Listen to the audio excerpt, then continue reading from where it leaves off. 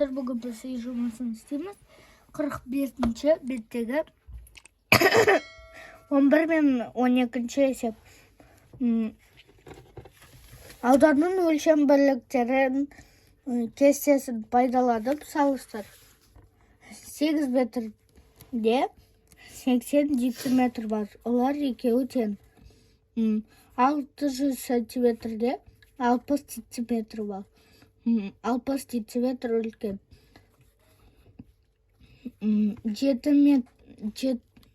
метрде 70 дециметр бар. 700 дециметр үлкен. 40 дециметрді метрға айналдырғанда 4 метр. Олар екеуі тең. 90 сантиметрде 9 дециметр. Екеуі тең. 300 дециметр 3 метрден үлкен. 60 дециметр 6 метрмен бірдей. 900 сантиметрде 90 дециметр. Ол үлкен 4 дециметрді. Мына жақта 80 дециметр 8 дециметрді үлкен. Енді бір төрткөздің ауданы 4 сантиметр квадрат. Фигураның боялмаған бөліктерінің және толық фигураның ауданы тап. Бір төрткөзіміз 4 сантиметр квадрат. Ал барлық ауданы 4. Мына жақта 1, 2, 3, 4, 5, 6, 7, 8, 9, 10. 10-ды 2-ге көбейткенде 20. Ал толық ауданы табу үшін 4-ті 20-ға көбейтеміз, 80 сантиметр квадрат. Фигураның барлық ауданы 80 сантиметр квадрат.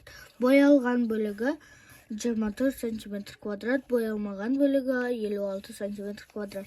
Бір төрткөз бізде 4 сантиметр квадрат. Әсі барлық ауданы бізде 60 сантиметр квадрат.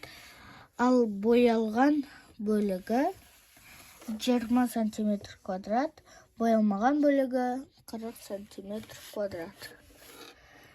Енді басы барлық ауданы бізде 48 сантиметр квадрат, ал боялған бөлігі 38 сантиметр квадрат. Ал боялмаған бөлігі 16 сантиметр квадрат. Енді басы мына жақта бізде барлық ауданы 36 сантиметр квадрат, ал боялған бөлігі 32 сантиметр квадрат. 8 бөлігі? Ал боялмаған бөлігі 1 бөлік 4 сантиметр квадрат. Фигураның барлық ауданы 36 сантиметр квадрат.